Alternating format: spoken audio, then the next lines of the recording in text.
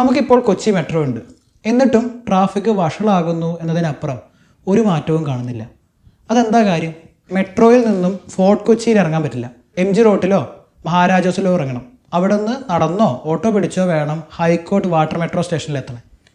അവിടെ നിന്ന് water metro കിട്ടും. ഇങ്ങനെ മെട്രോയിൽ നിന്ന് ഇറങ്ങിയാൽ തന്നെ വീണ്ടും കുറച്ച് നടക്കണം, അല്ലെങ്കിൽ ഓട്ടോ പിടിക്കണം എന്ന് കാണുമ്പോൾ തന്നെ ബൈക്കിലോ കാറിലോ കുറച്ച് നേരം ബ്ലോക്കിൽ കിടന്നാലും കുഴപ്പമില്ല എന്ന് വയ്ക്കും ചില ആളുകൾ. ഈ പ്രശ്നത്തെയാണ് ലാസ്റ്റ് മൈൽ കണക്ടിവിറ്റി എന്ന് പറയുന്നത്.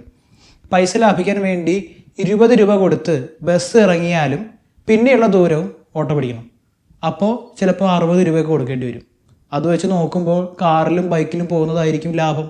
നാളിതുവരെ നമ്മുടെ നാട്ടിൽ ഈ ലാസ്റ്റ് മൈൽ കണക്ടിവിറ്റി സോൾവ് ചെയ്തിരുന്നത് ഓട്ടോറിക്ഷകളാണ്. മറ്റു വികസിത നാടുകളിൽ ഇത് പരിഹരിക്കുന്നത് ട്രാമുകൾ വഴിയാണ്. ഒരു നഗരത്തെ ചുറ്റിക്കാണാൻ ഏറ്റവും മികച്ച മാർഗമാണ് ട്രാം. പക്ഷേ ട്രാം വളരെ പതുക്കെ പോകുന്ന വാഹനമാണ്. റോഡിന് നടുക്കിലൂടെയാണ് പോവുക. നമ്മുടെ നാട്ടിൽ അത് പ്രായോഗികമാണോ? അപ്പോൾ എന്ത് ചെയ്യണം? സ്വന്തമായിട്ട് വണ്ടിയുള്ള ആളുകളെ വണ്ടി എടുക്കുന്നതിൽ നിന്നും നിയന്ത്രിക്കുക.